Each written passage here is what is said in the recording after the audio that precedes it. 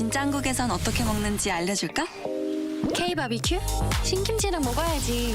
치킨? 치맥 페스티벌은 처음이지? 김치? 종류만큼 먹는 법도 가지각색. 김밥? 시상에선, 산에선, 바다에선 이렇게. 국밥? 취향 따라, 입맛 따라. 이런 한국, 와보지 않고는 모를걸? 요즘 한국에선 어떻게 노는지 알려줄까? 한국에선 아이돌이 되어볼 수도, 인생 번호를 찾을 수도 있지. 제일 핫한 포토스팟은 여기.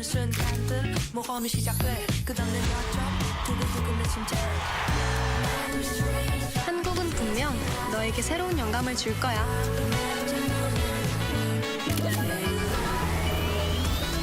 이런 한국, 와보지 않고는 모를걸?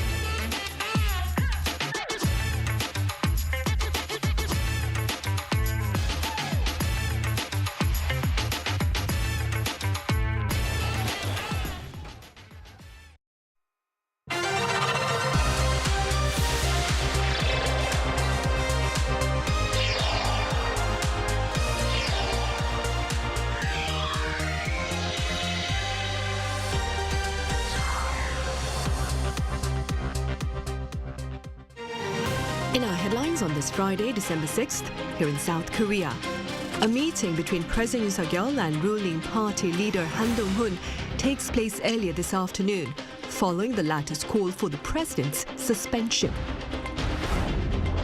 And the National Election Commission holds a press briefing to share its intentions to take legal action against the storming of armed troops into its headquarters on the night of the martial law.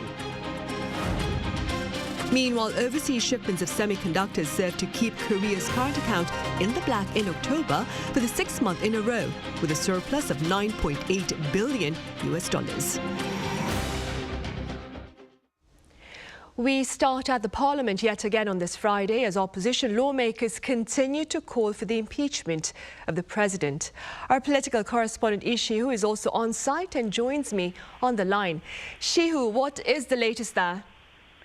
Yes, Sunny, a large crowd of mainly opposition lawmakers, journalists and other members of the National Assembly are gathered at the Parliament's main entrance, chanting and demanding the impeachment of President Yoon. This has been taking place since around 3 this afternoon when an unconfirmed word about President Yoon's potential appearance at the Parliament began to spread among reporters and lawmakers, following a closed-door meeting between the president and the ruling People Power Party leader Han Dong-hoon. The two reportedly met at the president's official residence in central Seoul this afternoon. Han was seen leaving the parliament in the middle of a ruling party meeting to visit the president at his home. There was speculation that the president was persuaded during the talk to visit the National Assembly himself, but there has been no such appearance yet. Han hasn't spoken much about the details of the talk, but said that the president isn't planning on any special actions. Right, and Shihu, speaking of Han Dong-hoon, in a surprise turn of events earlier this morning, he shared a shift in the ruling party's stance about the president's stay in power. What more can you tell us? Right, Sunny. In addition to the opposition members of the National Assembly, the members of the ruling party, too, are increasingly voicing their demands for the president to step down from his post. Like you said this morning, Han Dong-un, who had previously refrained from pushing for Yoon's impeachment, shared a slightly different stance, saying that the president needs to be suspended from performing his duties. Just yesterday, he said that he'll work to prevent the passing of the impeachment motion on Yoon to minimize damage from unprepared chaos to the people of South Korea and the supporters of PPP. The PPP's advisory committee also released a statement this afternoon demanding the president in the immediate future to explain in detail his reasonings for declaring martial law to the people of South Korea. Now, the main opposition Democratic Party is quite adamant about pushing through its plan to put the impeachment motion up for a vote. Their plan, as announced, is to approve the motion at around 7 p.m. on Saturday, with room for change in time depending on how the situation unfolds tonight. The National Assembly Speaker's office, too, confirmed the schedule is subject to change. The vote could even take place today. Speaker Woo Won-sik warned in an urgent conference that in the case of another wrong decision, like the second martial law decree declaration, the lawmakers would risk all they have to block it. He vowed they will safeguard the parliament and democracy in the country and asked the members of the military and the police in the country to also preserve their dignity as citizens of South Korea. Sunny? I see. All right, Hugh. Thank you for the latest on the political turmoil at the parliament in the aftermath of Korea's shortest martial law. Moving on then, the Defense Ministry has put to rest concerns about a potential second martial law. Acting Defense Minister Kim Sun-ho on this Friday rejected claims about another martial law, adding that any such declaration will be dismissed by the Ministry of National Defense and the Joint Chiefs of Staff. Kim also pledged cooperation with the upcoming investigation by the prosecution through the dispatch of relevant military personnel to assist in all legal proceedings. He further reaffirmed that the military's priority is the public's safety and stability. Upon the president's declaration of martial law, armed soldiers were deployed to the headquarters of the National Election Commission, as well as its training facility in Gyeonggi province and its management office here in capital Seoul. Now, questions that is, are being raised about the motive behind this move. Our An Sang-jin reports. The National Election Commission held an emergency meeting on Friday morning regarding the deployment of troops to the committee building after the declaration of the martial law decree. During the briefing, the NEC chairperson stated that around 300 soldiers had entered the committee building and that the troops were there for more than 3 hours. The NEC is an independent institution, and what the troops have done is a clear violation against the Constitution. We will make sure to take legal action for what happened, while making sure to monitor any additional damage. This comes after troops headed to the National Election Commission only 7 minutes after the declaration of the martial law decree and an hour before the storming of the National Assembly. By a little past midnight on Wednesday morning, already more than 100 soldiers were at the Central Commission building in Gwacheon City and nearly 200 more at other locations. That's slightly more than were at the National Assembly. Employees say the troops entered the Information Management Bureau where personal information is stored. Telephones were confiscated from 5 people that night, including night shift workers. An entrance to the building was controlled. The Secretary General added that there were no missing items or data theft, but questioned whether the entering of the committee building is in accordance with the constitution of the martial law decree, as the NEC does not apply to those institutions that need to be controlled. Former Defense Minister Kim Yong-hyun told local media that the martial law troops entered due to the need to investigate allegations of election fraud. However, he did not elaborate on what those allegations are. The opposition party suggested that the move comes amid resentment from the last general election, which was won by the Democratic Party, and pledged to thoroughly investigate the background behind the attempt to take over the election committee. The NEC and National Assembly were the only 2 locations where troops were deployed, so the reason behind entering the committee building is raising further questions. An Song-jin, Arirang News. And as reported earlier, the National Assembly is scheduled to vote on the impeachment bill against the president tomorrow. That is Saturday. That being said, our Choi Soo-young walks us through the upcoming parliamentary procedure. On Thursday, 6 opposition parties jointly submitted a motion to impeach President Yoon to the National Assembly. According to the National Assembly Act, the vote must take place between 24 and 72 hours after submission, which means it will occur between Friday and Sunday Korean time. The opposition has scheduled the vote for Saturday afternoon, appearing to have decided to wait for any objections from the ruling party. The Democratic Party explained that this delay gives the ruling People Power Party enough time to consider the motion. For the impeachment to pass, at least 2/3 of the 300 lawmakers, at least 200, must approve it. Currently, there are 192 lawmakers, the main opposition Democratic Party and others, who support the motion to impeach the president. This means at least 8 votes are needed from the ruling People Power Party for the motion to pass. As tactical moves continue regarding impeachment for President Yoon, if the motion passes in the National Assembly on Saturday, it will mark the 3rd presidential impeachment motion in South Korea's constitutional history, following Roh Moo-hyun in 2004 and Park Geun-hye in 2016. If the National Assembly approves the motion, the final decision on impeachment will then be determined by the Constitutional Court. Choi Soo-hyung, Arirang News. Also, in related news, the U.S. has reportedly reaffirmed the resilience of its alliance with South Korea amid the latter's political uncertainty. Our foreign affairs correspondent Bae Eun-ji reports. Amid concerns about bilateral relations with the United States, South Korea's Foreign Minister Cho Tae-yeol on Friday held a phone call with his American counterpart, Antony Blinken. The Foreign Ministry said the two sides reaffirmed their commitment to the strong alliance between the two countries, adding that Blinken valued the strong resilience of South Korea's democracy highly and expressed hope that any future political disagreements will be resolved through peaceful and democratic processes. The U.S. State Department deputy spokesperson also said on Thursday that the partnership transcends any particular president or government on both sides. When asked about the South Korean parliament's push to impeach the president, he called the impeachment motion an internal process and said the U.S. expected to be handled in accordance with the Constitution. We continue to support the rule of law and democracy in the ROK, which we think are the foundational pillars of our alliance. But he said many questions are yet to be answered and said developments in South Korea are being watched with grave concern. What I can say is that we were not notified of President Yoon's announcement in advance. White House National Security Advisor Jake Sullivan had also said the U.S. learned about it on television, the same way the rest of the world did, implying that the country was caught off guard by its key ally. He told a Washington-based think tank that it was a rather dramatic announcement and that the United States was not consulted in any way. There have been concerns that this week's martial law attempt may disrupt the alliance with the United States, after the U.S. Deputy Secretary of State Kurt Campbell said President Yoon badly misjudged his decision to declare martial law, in a rare criticism of a South Korean leader.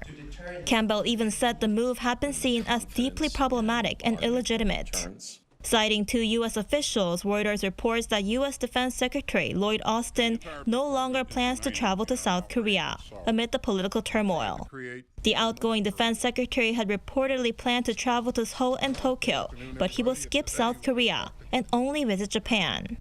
Seoul and Washington also postponed a session of their Nuclear Consultative Group, which is their key nuclear deterrence talks, and canceled a related military exercise that was initially scheduled to take place this week. Bae Eun-ji, Arirang News.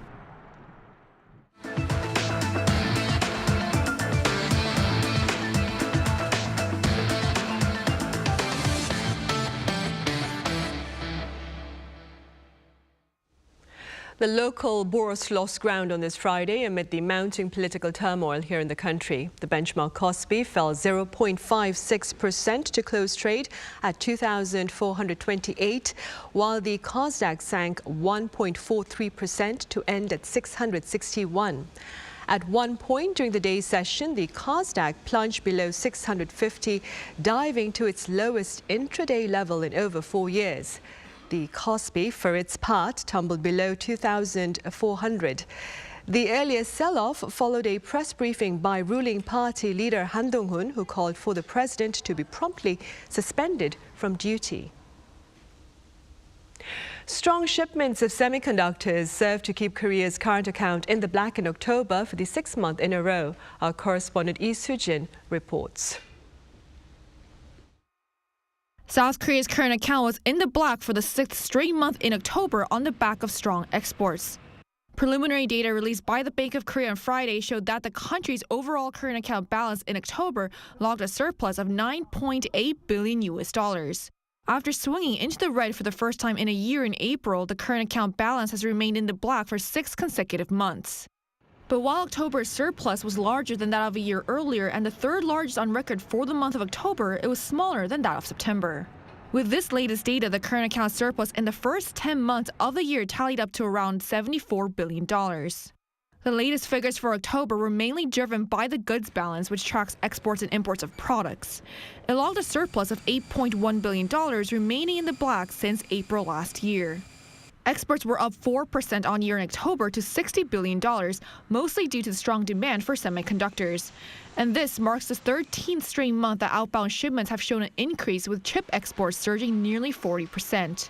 But the size of October's goods balance surplus was also smaller than last month's $10.5 billion as exports of oil products and machinery fell. Imports dropped slightly by 0.7% as inbound shipments of raw materials such as crude oil fell nearly 4%.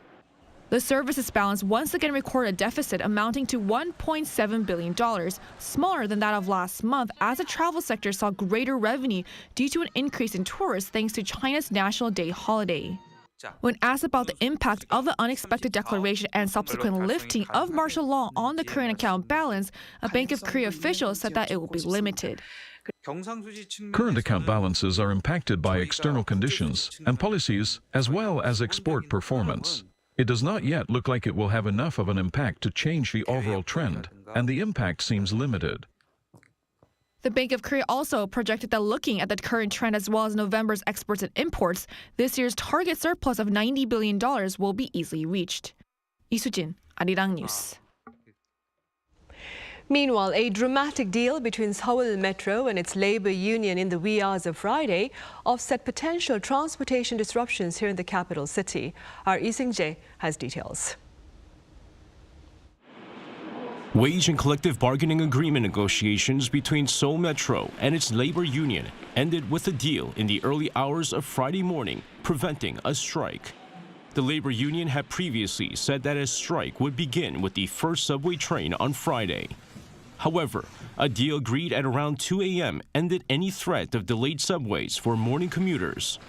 The agreement includes a wage increase of 2.5% and a provision to hire around 630 new employees. The management side also agreed to fill the positions of the 301 workers who retired this year on top of the new hires. Seoul Metro operates subway lines 1 to 8 in Seoul. Meanwhile, the indefinite strike by the workers of the national railway operator Korrail meant some trains and subways experienced delays and cancellations on Thursday. Subway lines 1, 3, and 4 saw delays as Korrail operates the lines jointly with Seoul Metro. A number of high-speed KTX and other trains were either delayed or canceled due to the strike. However, a Korrail official said some of the delays to the subways or trains during the morning rush hour were not due to the strike. The railway operator has been in emergency transport mode since the strike began Thursday, as they have mobilized all available personnel and resources to minimize any traffic disruptions. Lee Seung-jae, Arirang News.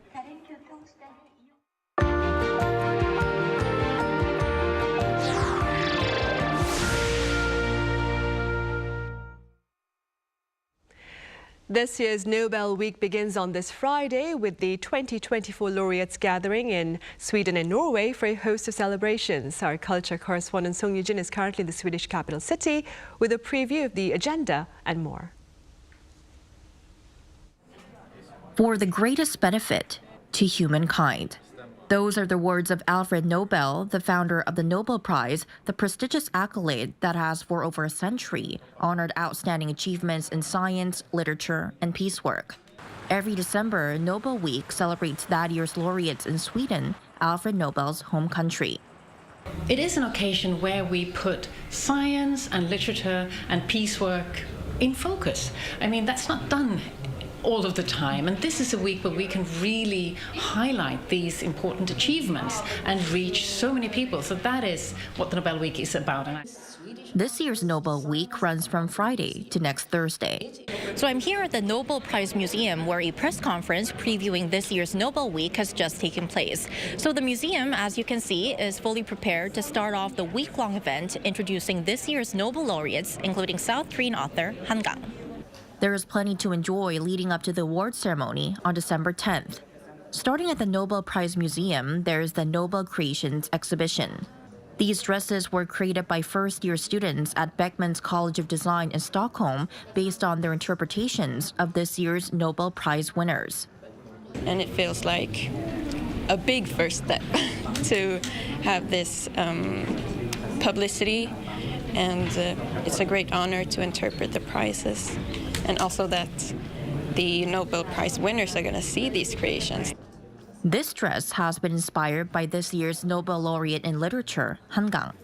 It symbolizes that she's held like in a grip of silence, and then there is this hand coming in here, which is a sign of pain and relief. And hidden in the folds of the dress are texts from the books. There is a detail here of a burnt fabric, and also broken seams around the dress, and it symbolizes the trauma of war.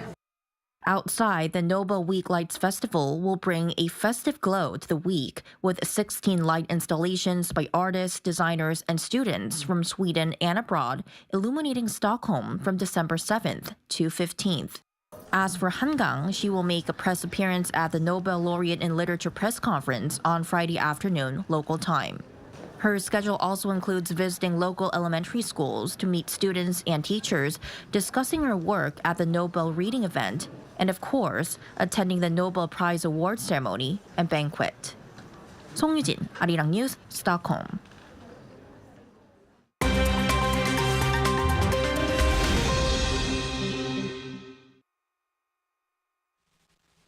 This is The World Now, bringing you the latest stories from around the globe.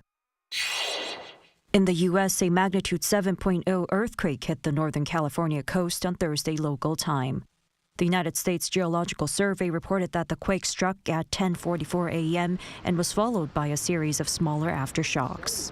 A tsunami warning was issued for coastal areas, including San Francisco, but the warning was soon canceled. The National Weather Service said that some 4.7 million residents in California and Oregon had received the tsunami warning. An evacuation order issued for parts of Berkeley, California, was also lifted. The USGS estimated that more than 150,000 people might have felt the shaking. While a 7.0 to 7.9 magnitude earthquake is categorized as a major earthquake, usually causing serious damage, there are no reports of damage or landslides as of now, other than minor damage, including cracks in roads and roofs reported in Humboldt County. Russian Foreign Minister Sergei Lavrov faced criticism from Western countries, including the United States, during an annual meeting of the Organization for Security and Cooperation in Europe, held in Malta on Thursday. This marked Lavrov's first visit to a European Union member state since Russia invaded Ukraine in 2022. Lavrov's attendance at the ministerial meeting has stirred controversy. His Ukrainian counterpart Andriy Sybiha walked out of the meeting hall before Lavrov's remarks, labeling him a war criminal. Poland's foreign minister also declined to meet Lavrov, and several other officials left the forum ahead of the Russian diplomat's comments. Sybiha stated that Russia's participation in the OSCE undermines the organization's mission and characterized Moscow as the biggest threat to our common security. U.S. Secretary of State Antony Blinken, who was also present at the meeting, accused Russia of escalating the war in Ukraine and spreading misinformation. With a friendlier regulatory approach to cryptocurrencies expected under U.S. President-elect Donald Trump, Bitcoin surpassed the milestone $100,000 mark on Thursday afternoon Korean time. The latest surge came just hours after Trump tapped cryptocurrency advocate Paul Atkins as the next chair of the Securities and Exchange Commission. According to the crypto tracking website CoinMarketCap, Bitcoin peaked at just above $103,900 before dropping below $100,000 early Friday morning. The price of Bitcoin has increased by as much as 45% since Trump's election. NASA announced on Thursday that there will be further delays in its Artemis program, which aims to send astronauts back to the moon for the first time since the Apollo mission more than 50 years ago. The second Artemis program mission, which intends to send 4 astronauts around the moon and back, is now scheduled for April 2026. The third mission, which involves 2 astronauts landing on the moon, has been postponed to no earlier than mid-2027. According to NASA Administrator Bill Nelson, these delays are partly due to issues with the heat shield of the Orion capsule, which sustained unexpected damage during the uncrewed Artemis 1 mission in 2022. 최지희, Arirang News.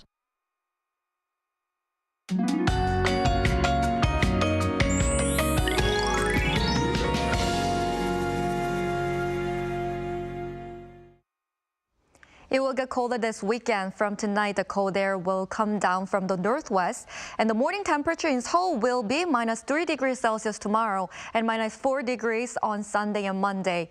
Tomorrow, which is Taesol on the lunar calendar, will see snow in Chungcheongnam-do province and the Jeollado provinces, as well as in western inland areas of Gyeongsang-nam-do province and Jeju Island. The East Coast is drying up day by day. The dry weather warnings issued in eastern parts of Gangwon-do province were extended to the east coast of Gyeongsang-do provinces, including Ulsan.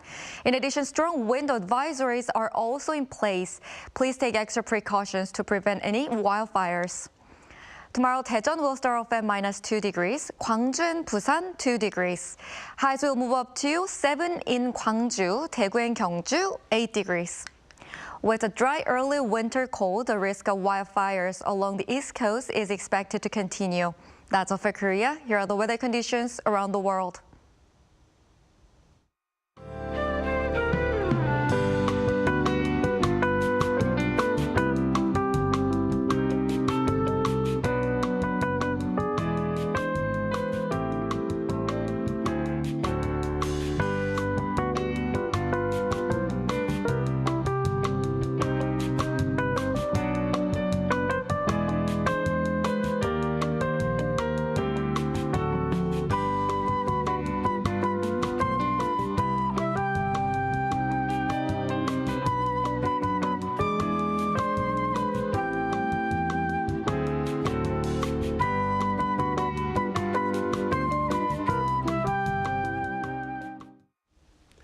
Right, those are the headlines at this hour. As always, thank you for watching.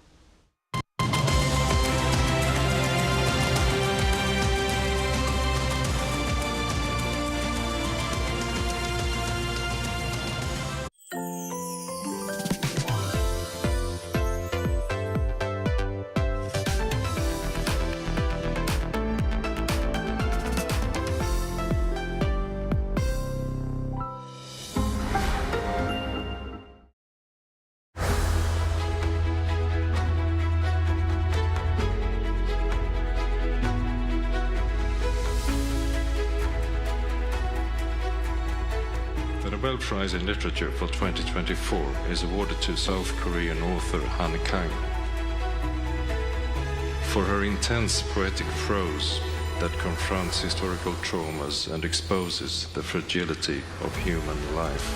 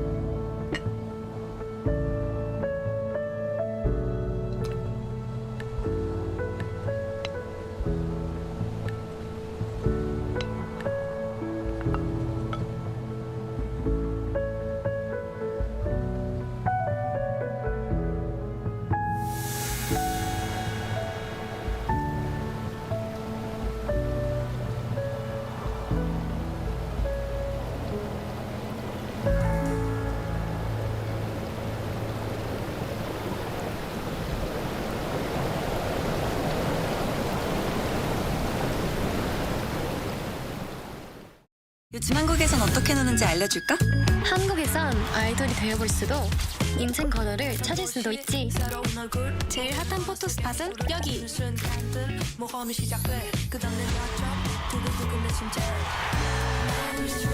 한국은 분명 너에게 새로운 영감을 줄 거야.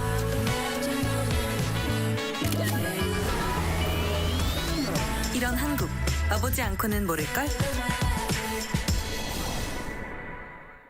진짜 한국에선 어떻게 먹는지 알려줄까? K-바비큐? 신김치랑 먹어야지. 치킨? 치맥 페스티벌은 처음이지? 김치? 종류만큼 먹는 법도 가지각색. 김밥? 시장에선, 산에선, 바다에선 이렇게. 국밥? 취향 따라, 입맛 따라. 이런 한국, 와보지 않고는 모를걸? Hundreds of South Korean protesters gathered outside the parliament Tuesday night, braving the frigid winter conditions to voice their opposition to the president's martial law. And when the mandate was lifted 6 hours later, following a parliamentary veto, much celebration broke out among the people. With more press perspective today.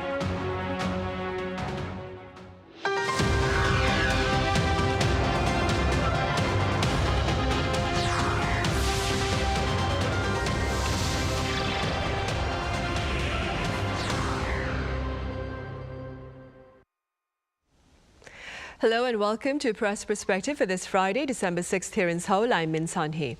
A significant portion of the foreign media coverage about Korea's short-lived martial law placed focus on the prompt public response to the president's declaration.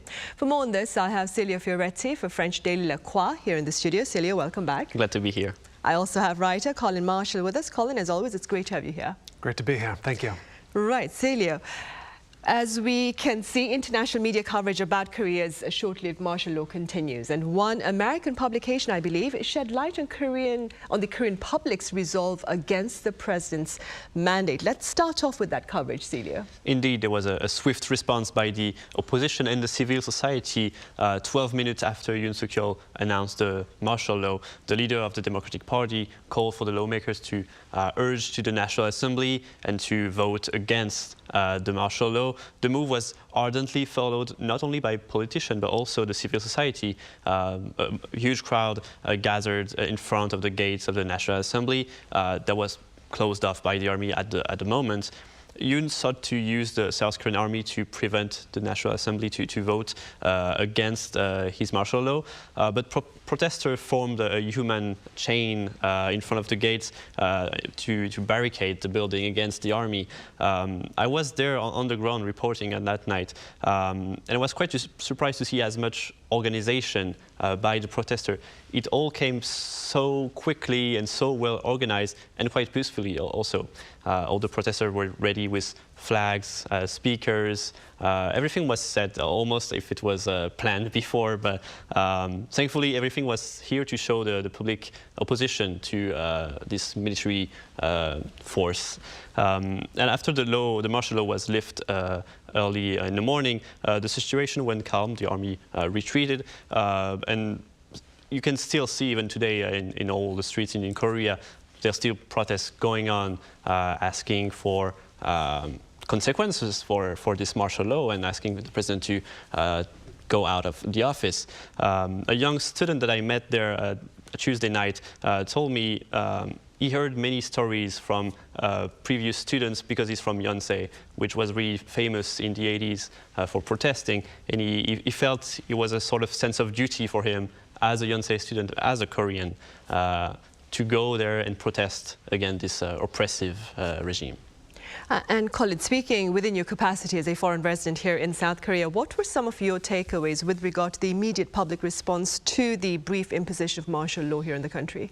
Well, I'm always impressed in 21st century Korea how quick people are to make memes on the internet, to make and circulate these humorous images. One notable example was the poster for the movie Seoul, which came out last year. It's now winning a lot of awards. This film, as viewers may know, a very thinly veiled dramatization of the 1979 military coup here in Korea, led by John Do-hwan, who then became president. I think they called him John Do-gwang or something like that in the movie.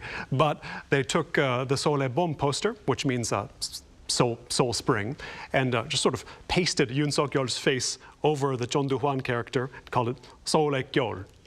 Seoul winter. And so you can see they were sort of not taking it all that seriously to begin with. It wasn't like, some people were afraid, I'm sure.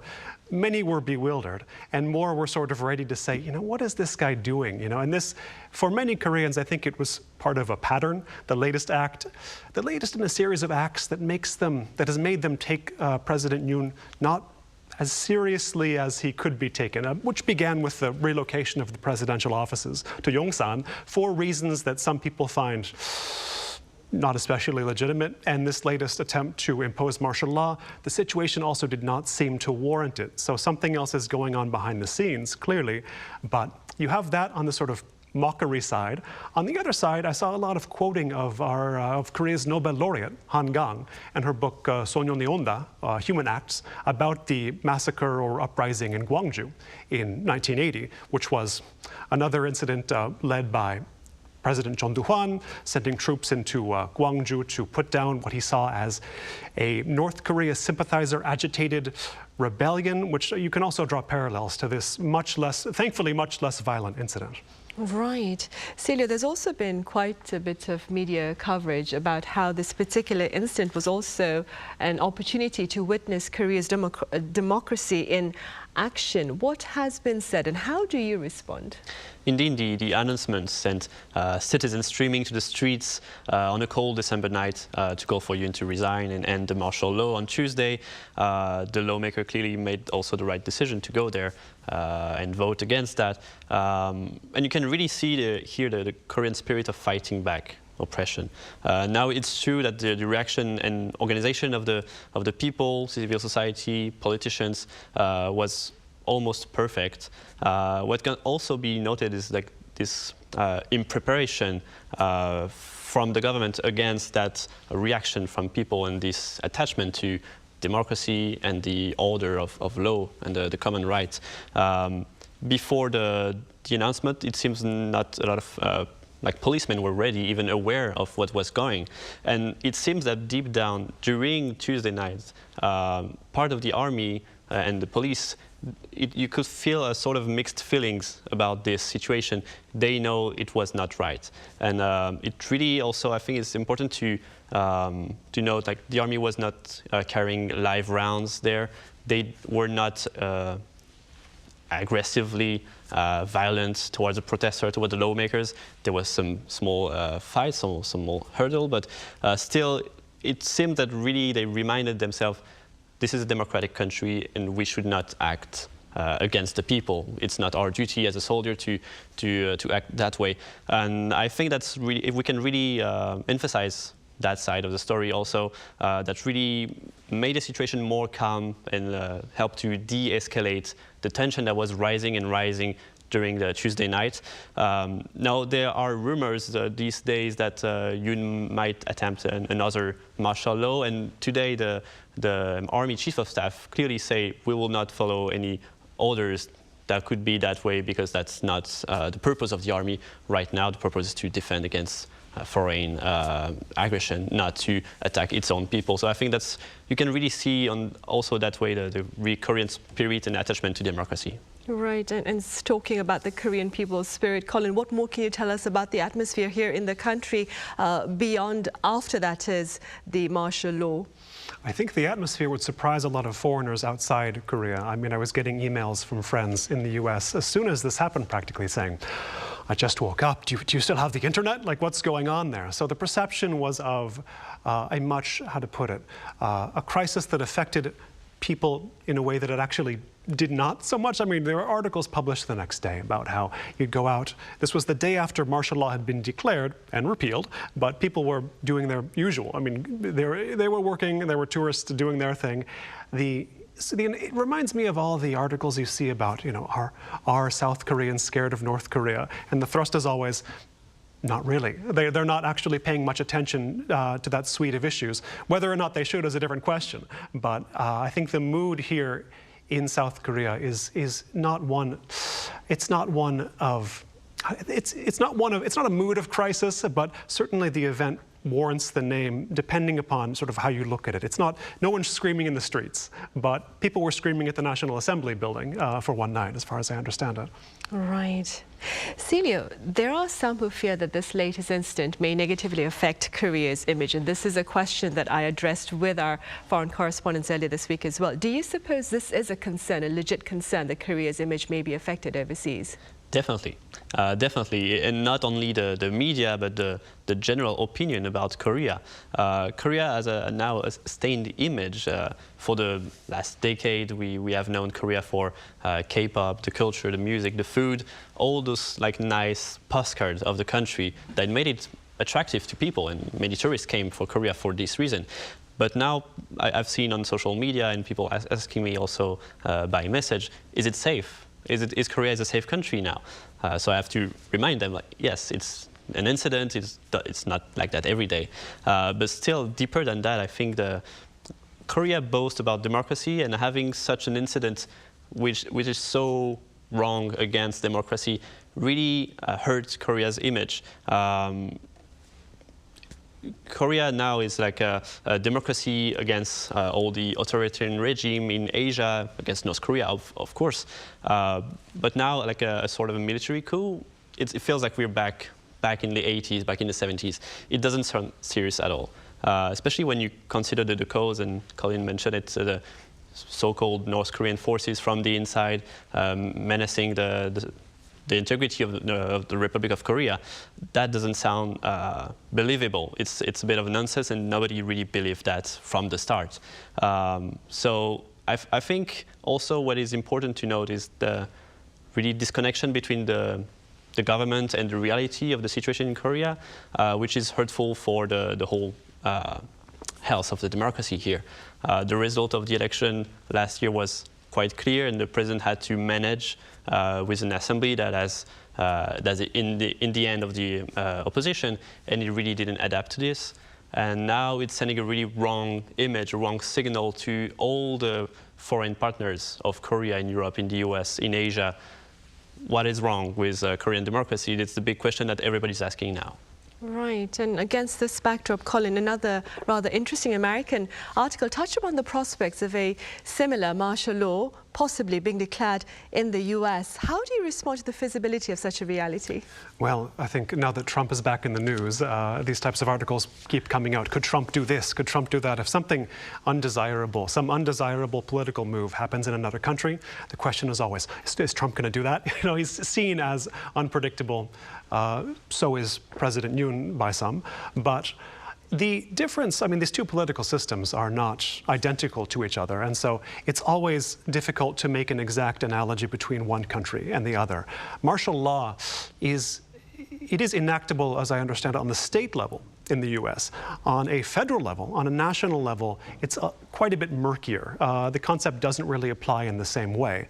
But if a president were to try something equivalent in the United States, as I understand it, it all hinges on the cooperation of the military. Is the military going to enforce his word or not? So, in a way, it gets you wondering about the nature of the United States as a society. Does this all come down to what the military going to do what the executive wants or not? Is that the ultimate backstop? And in that case, if Trump or any other president were to try to form a sort of completely top-down command political structure, all of a sudden, it would depend on if the armies or the military as a whole is going to come in and enforce that. And I don't think they have the appetite for that. That's just my speculation, though. Right. Celia, in light of this latest incident here in the country, international coverage of Korea, of the situation here, also includes focus on the domestic discontent in the country over housing hardships, youth unemployment, as well as, of course, the dismal birth rate. Would you like to elaborate a bit more on this? Yeah, what happened Tuesday didn't come out of nowhere, actually. The country's politics are more and more polarized, and it's clearly haven't been taken into account and end up in this chaotic crisis that we're facing. There has been for years a growing discontent about the way things are in Korea, whether it's the birth rate, of course, but it's also hard to find a job when you're young. It's hard to make ends meet, to pay the bills at the end of the month, to buy or rent a house. There is no clear idea of what the future will be, and if you ask young people in their 20s and 30s, where will you be in 5 years? They will say abroad, and that's a big problem. The ship is sinking and people are fleeing. It's a major crisis for Korea. And what answer have we got yet? Not that much, actually, and that's a big problem. And I think you would expect politicians from both sides, left and right, to address those problems and make people want to stay in the country and make this country a better place for them.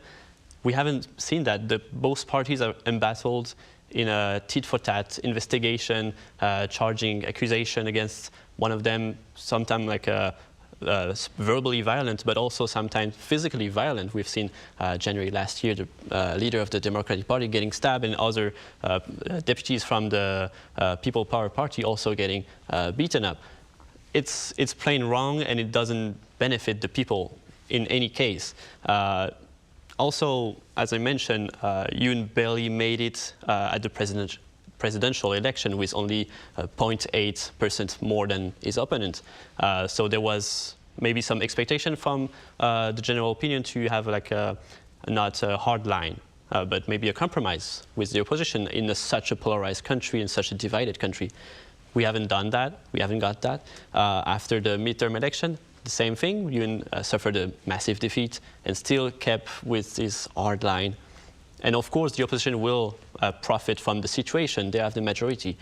But we haven't got a compromise or a way to make things work in Korea, and the people really felt like they were not listened to. They were, the government forgot about them. And the country is shaking, but nobody wants to make it work. And Tuesday, Yoon made the biggest mistake of his career. Of course, it's a sort of political suicide, but he's not the only one to blame. The whole politician class in Korea hasn't really got themselves to work and fix the problem of the country. Right then, Colin, the political polarization that Celia just touched upon, it's not a purely Korean phenomenon. We also see it in the US as well. But do you suppose the social problems here within the country have perhaps worsened that divide? Yeah, I do think the social polarization is a reflection of the political polarization, or a reflection of the adversarial culture in Korean politics. And that sounds a little bit, it sounds like I'm stretching it a bit, because of course every modern democracy has an adversarial political culture. You've got to have elections, you've got to have races. But at the same time, in South Korea, I don't know if it's uniquely adversarial, but it is harsh enough to the point where in any political battle, the interests of the republic never seem to come first. It's always about defeating your enemies and punishing whoever won before you. And if you're replacing somebody from the other party, you've got to undo whatever they did. And almost a culture of pure vengeance when you see it from the outside. As Celia said, tit for tat. it's something that makes you think when you listen to the speech, when you listen to the speech President Yoon gave to announce the imposition of martial law. He describes why he's doing it, and this has been translated into various languages now, so you can look it up in any of them. But even a Korean who believes that Yoon Suk-yeol is a bad president will have to agree when he says that he is in a position where he can't govern because of the behavior of the opposition. And I'm not saying the ruling party is any better when they're in the opposition, but this method, or the way that it's become standard practice in Korean politics to simply block everything your opponents do because they are your opponents with no higher goal in sight. I mean, this is what happens. This is what you're going to get. And unless you can fix the root of that problem, I don't think this is going to be the last incident of its kind, unfortunately. Right. And Celia, speaking as a foreign correspondent here in the country, what do you suppose will be the focus of the international media of this country in the aftermath of its martial law? What I already see with my media and when we talk with the newsroom in Paris, everybody's looking for Saturdays. The voting for the impeachment. Will Yoon be out of office from Saturday or not? And for the sake of our foreign viewers, do remind us a bit about the importance of that vote. How many votes does the opposition party need to impeach the president? So the assembly required 200 votes to pass the impeachment. Right now, the opposition have 92, sorry, and they need 8 more votes to repass that, which will require, of course, votes from the presidential party. It remains unclear if the party will vote in or against that. And the president of the presidential party, People Power Party, have some mixed messages. Today in the morning he said he will be in favor of the impeachment. Now he's backtracking a bit, saying it's only his opinion, not the party's opinion. So I guess the lawmakers will have their own choice to make and their own decision, what they think is right for the country, what they think is right for the party, and towards the president, of course. So the whole question tomorrow, and really the intention of the press, is will the president fall? Will Korea have to make new election in 60 days? And that's also a big question. How can the country organize new election in such a polarized political background, as we mentioned just before? There will also be a massive protest Saturday, so we'll have to cover that, of course. But no matter the outcome of the vote, it will be a sort of stress test for Korean democracy. Can the leader who risked it all in an attempt to seize power can be just out of office without any problem? How will we face justice? What will be the consequences of his actions? And also, how can the Conservative Party detach themselves from Yoon? It was already a bit hard for them because Yoon is quite unpopular, to manage to still appeal to the voters, but not being too attached to Yoon's image. And also, maybe we'll have a new scenario as we had in 2017 after Park Geun-hye was impeached. Probably the Democratic Party could win the presidential election and have a strong majority in the assembly. How will they use all of this power? There was a lot of complaint after Moon Jae-in that he was too laid back with his power after the election.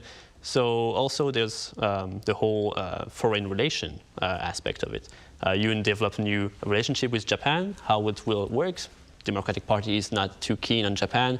And there's also the issue of China, North Korea, Trump's United States, Russia now also in the play with North Korea. It's a lot of questions that will need to be answered quite quickly because the new election, if the impeachment passed through, will arrive quickly.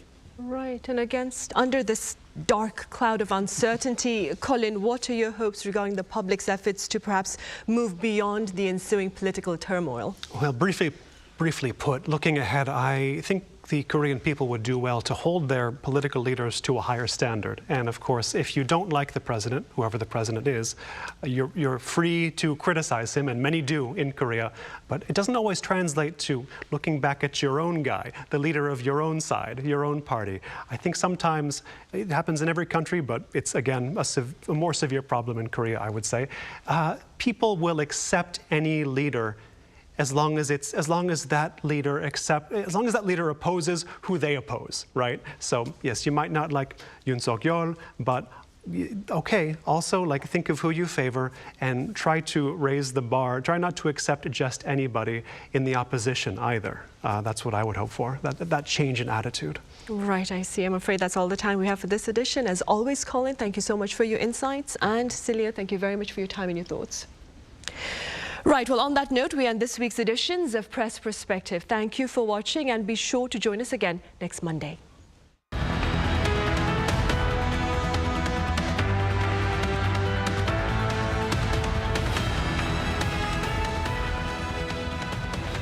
요즘 한국에선 어떻게 노는지 알려줄까? 한국에선 아이돌이 되어볼 수도 인생 번호를 찾을 수도 있지. 제일 핫한 포토 스팟은 여기.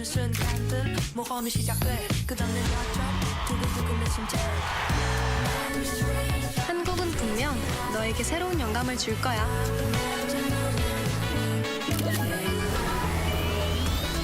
이런 한국, 와보지 않고는 모를걸?